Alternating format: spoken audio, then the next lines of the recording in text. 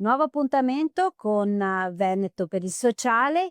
Torniamo a parlare di Città della Speranza e dell'IRP, Istituto di Ricerca Pediatrica. Lo facciamo con il fondatore della fondazione, Franco Masello. Buongiorno, benvenuto. Buongiorno a voi. Allora, lei ha visto un problema 30 anni fa, si è rimboccato le maniche e ha trovato anche una soluzione. Una soluzione che ha portato non solo alla creazione della Città della Speranza, ma anche dell'istituto di ricerca, una nuova visione. Non sono mai abituato a parlare dei problemi se non ho le soluzioni, perché il mondo è pieno di gente che evoca i problemi ma non dà le soluzioni, così facciamo solo mettiamo la confusione. Io per mia natura faccio sempre questo: un problema comincio a dedicarmi solamente se penso di poterlo risolvere. C'è una regola di vita questa, assolutamente. IRP che in questo periodo sta ospitando vari personaggi, perché è giusto far conoscere questo, fiore all'occhiello della ricerca italiana e internazionale.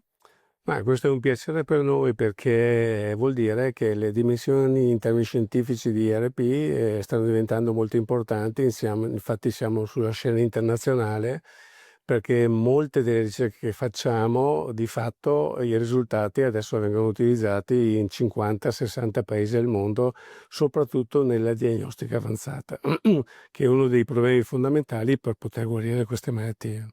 Assolutamente, che insieme alla ricerca e anche alla realizzazione di farmaci. E questo mi fa portare l'argomento della seconda torre e del progetto Cell Factory. Sì, è un progetto questo che noi abbiamo in serbo da diverso tempo. La prima volta che ho parlato si parlava di Cell Factory, si parlava ancora di 8-9 anni fa. Di fatto oggi la nostra regione è terribilmente in ritardo rispetto alle altre regioni, anche se Cell Factory che lavorano veramente per il loro mandato sono una decina in Italia, ma nessuna della dimensione e della tecnologia che vorremmo applicare noi.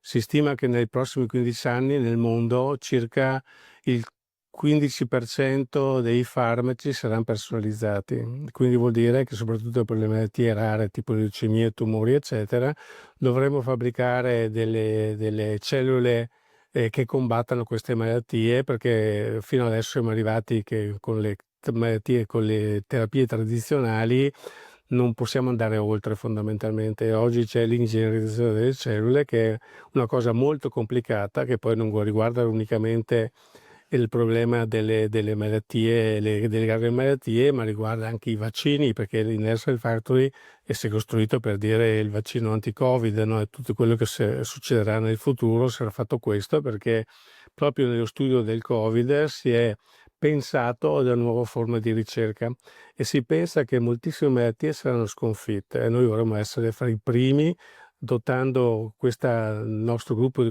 nostri gruppi di ricerca di questo strumento che è fantastico, lo tenete presente, che è un investimento immenso, perché si parla di una decina di milioni solo per la Cell Factory e poi per 4, 5, 6 milioni all'anno solo per il mantenimento. Questo vuol dire per poter avere i laboratori da utilizzare. Poi bisogna pagare il personale ovviamente, no?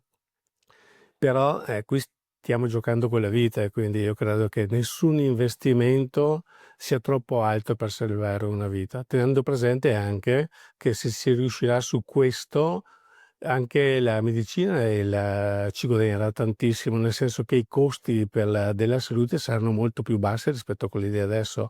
Quindi un investimento importante fatto per salvare vite, ma fatto anche per abbassare i costi delle cure. E la fondazione e l'IRP poi completano un ciclo virtuoso, quindi dal processare campioni per analizzare, le patologie, alla ricerca, fino alla realizzazione di farmaci, come diceva lei, personalizzati, quindi Sì. una nuova prospettiva. Oggi IRP è il punto di riferimento nazionale per quanto riguarda la diagnostica avanzata su tutte le leucemie, linfomi e tumori rari, insomma. Quindi ciò vuol dire che noi siamo in grado di produrre i protocolli di cura migliori da dare ai vari ospedali per curare i bambini. Questo vuol dire dare a tutti i bambini italiani la stessa possibilità di guarigione, che non è di poco conto, perché ogni tumore è personalizzato fondamentalmente, non è che una cura perché se fosse così tutti i bambini sarebbero guariti oggi. Se siamo ancora all'85% e su alcuni tipi di tumori molto più bassi come percentuale di guarigione, vuol dire che bisogna veramente lavorare ancora per personalizzare la medicina del singolo paziente. Recentemente avete fatto un altro grande investimento con il microscopio confocale, anche questo unico in Italia. Sì, questo è oltretutto un microscopio dotato di intelligenza artificiale, cioè vuol dire le capacità di analizzare i milioni di dati che si vedono attraverso questo microscopio. Vuol dire arrivare prima a una diagnostica di precisione ed è fondamentale, quindi oggi i nostri ricercatori hanno a loro disposizione i migliori strumenti che esistono per fare le cose come fatte bene. Quindi complimenti assolutamente. Ehm, il nostro tempo va a stringere, ricordo il sito per tutte le informazioni cittadellasperanza.org, la ringrazio.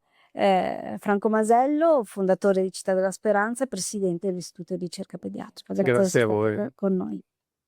Ridiamo la linea alla redazione e Veneto per il Sociale vi aspetta al prossimo appuntamento.